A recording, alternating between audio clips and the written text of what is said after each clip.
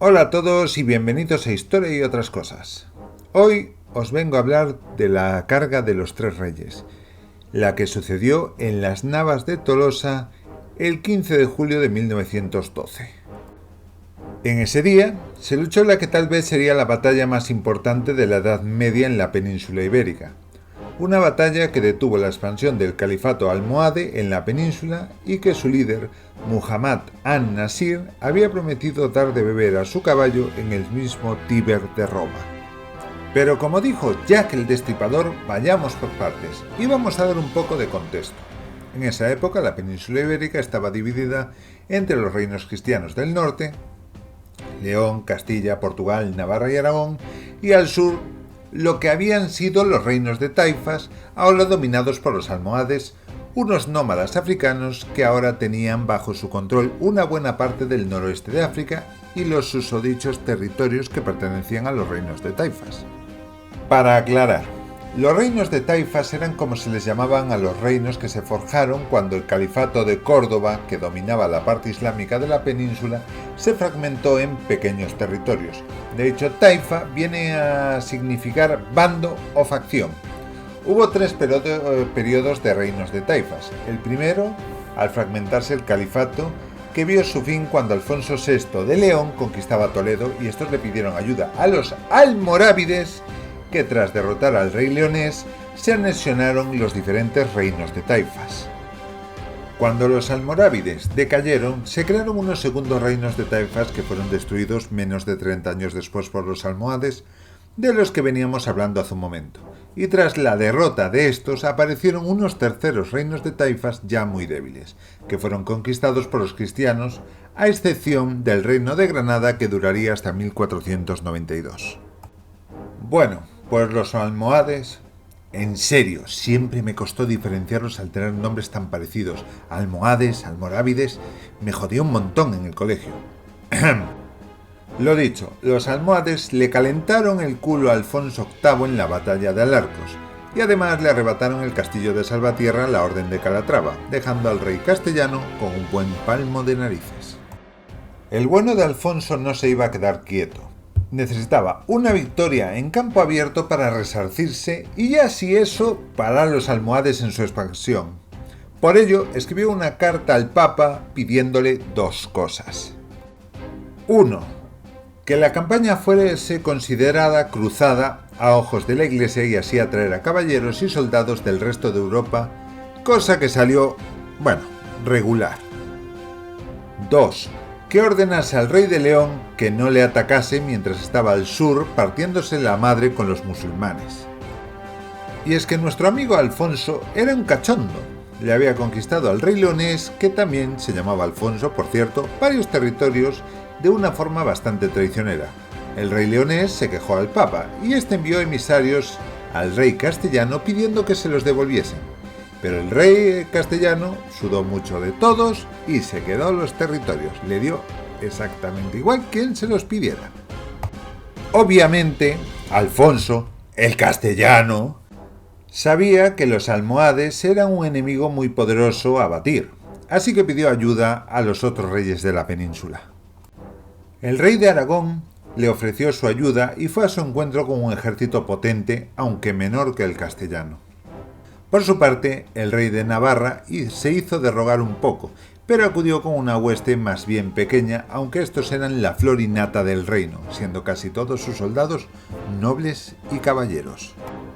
Por su parte, el rey de Portugal estaba demasiado anciano como para acudir a la batalla, aunque envió voluntarios para que luchasen. En cuanto al rey de León, aprovechó la jugada para que le devolvieran las ciudades y pueblos fronterizos que estaban en manos del castellano.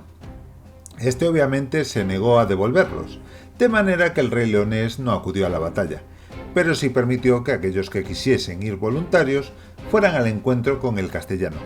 Eso sí, luego aprovechó para atacar a los castellanos, evitando entrar en lo que era el territorio de Castilla, es decir, atacó las antiguas plazas leonesas, pero no entrando en el reino de Castilla, para evitar la excomunión. Bueno, ¿y os acordáis que pidió al Papa que en esta campaña le diese la categoría de cruzada? Pues eso lo hizo para atraer a más caballeros europeos ociosos a la batalla. En principio se calcula que vinieron más de 2000. Sin embargo, en la batalla se estima que apenas participaron 150, pues el resto desertaron antes de la misma. Pero luego os cuento un poquito más del tema.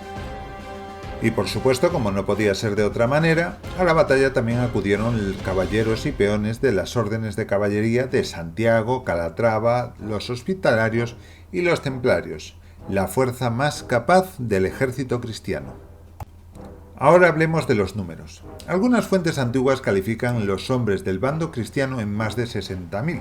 La realidad es que es posible que fueran en torno a 10.000 o 12.000 efectivos, unos pocos más como mucho. Una fuerza, sin embargo, muy significativa en la Edad Media, ya que los escribas de entonces solían acrecentar bastante los números de los ejércitos.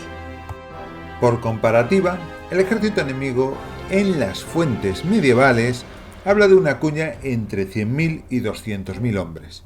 Una fuerza enorme, una barbaridad para la época. Sin embargo, en las fuentes más modernas se estima que contaría entre 22.000 y 30.000 soldados, que también era una fuerza muy a tener en cuenta.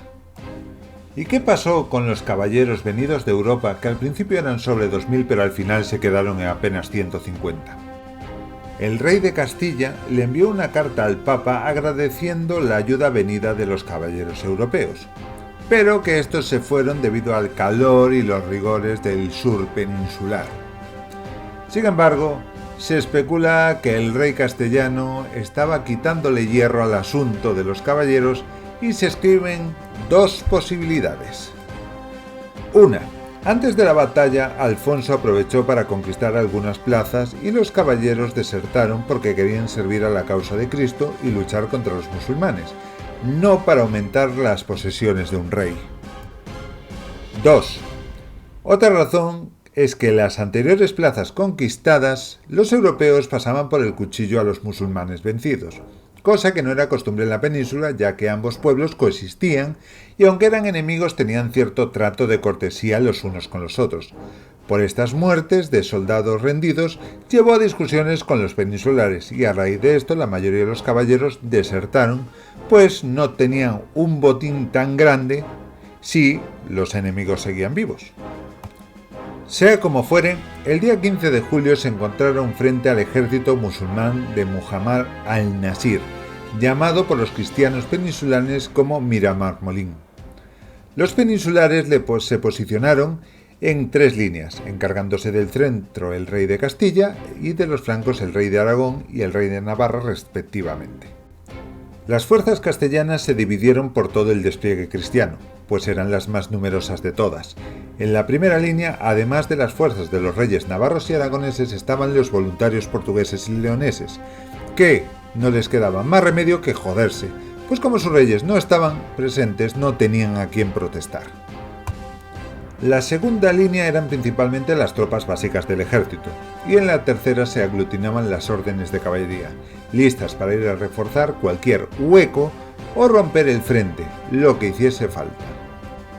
Por su parte, los musulmanes también hicieron 3 líneas. La primera casi todo eran fuerzas de disparo, arqueros, ballesteros, honderos y jabalineros, junto con caballería ligera.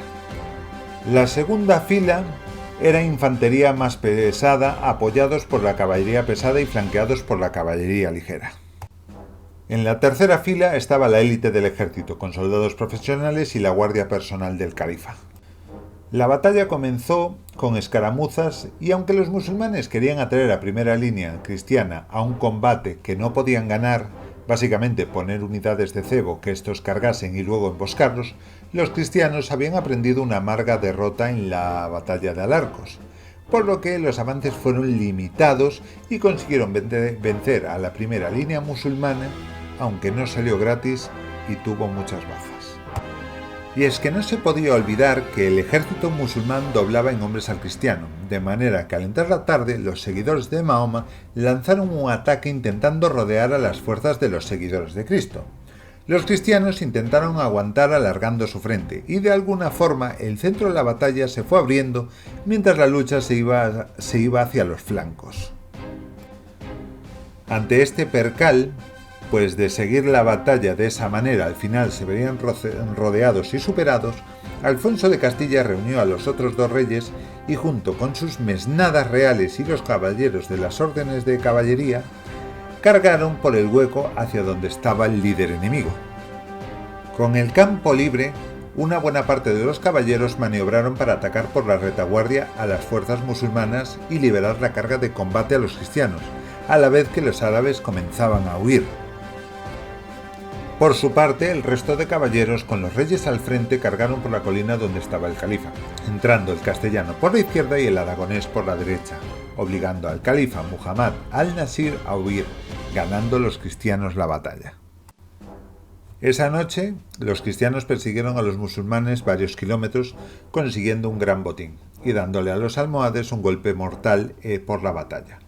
Para el 1252 el imperio almohade estaba acabado, y otra tribu africana le quitó los territorios en dicho continente, intentando tomar los restos en la península, pero fueron parados por los reyes de Castilla y Portugal en la batalla de Salado.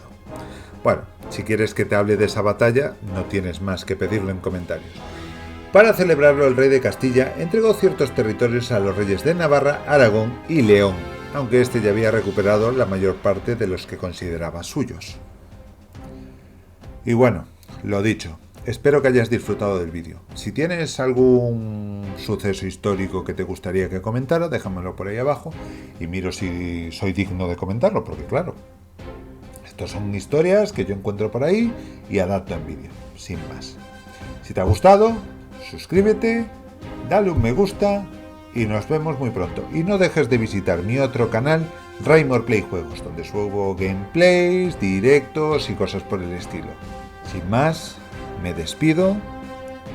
Esto es Historia y otras cosas, y que la historia te acompañe.